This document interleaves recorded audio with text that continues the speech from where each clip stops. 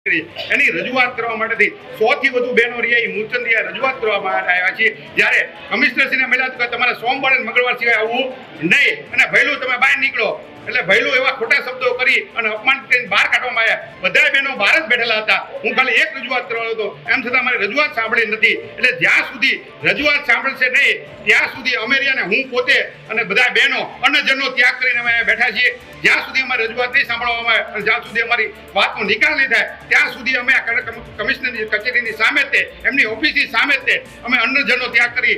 અમારા તળાવમાં ગટરનું પાણી આવે તો ગટરમાં પાણીમાં અમારે પીવાનું પાણી તો પહેલા પ્રથમ આવતું નથી અને અમે ગટરનું પાણી બધું તળાવમાં આવે તો અમારે નાવા ધોવાનું, ઢોર પાવાના, એનું બધું અમારે શું કરવું? છોકરાઓ બીમાર પડ્યા બહુ જ તો ઘરે ઘરે ખાટલા છે તો તમે આવીને જોઈ જાઓ। અને ગટરનું પાણી અમારે આવું જ ન જોઈએ, બંધ કરો। આ કેટલા સમયથી આ સમસ્યા છે? મહિનેથી સમસ્યા છે, પાણી તો આવતું જ નથી અને ઉલટાનું ગટરનું બધું તળાવ। તો અત્યારે પીવાનું પાણી ક્યાંથી લો? ત્યાંથી આવતું જ નથી, ટાંકા આવે છે। 2 દીથી ટાંકા આવ્યા તો ટાંકે તો પૂરું પડે, અમારે બધે બેડા પાણી નથી આપતા।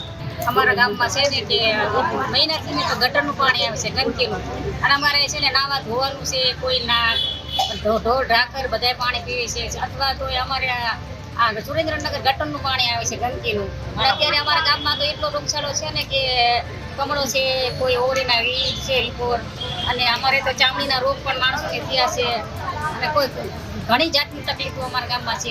કપડાં ધોવાય અમારે અહીંયા જવાનું છે, પાણી પીવાનું અહીંયા છે અને તોય છતાં અમારે ગટરનું પાણી આવે છે।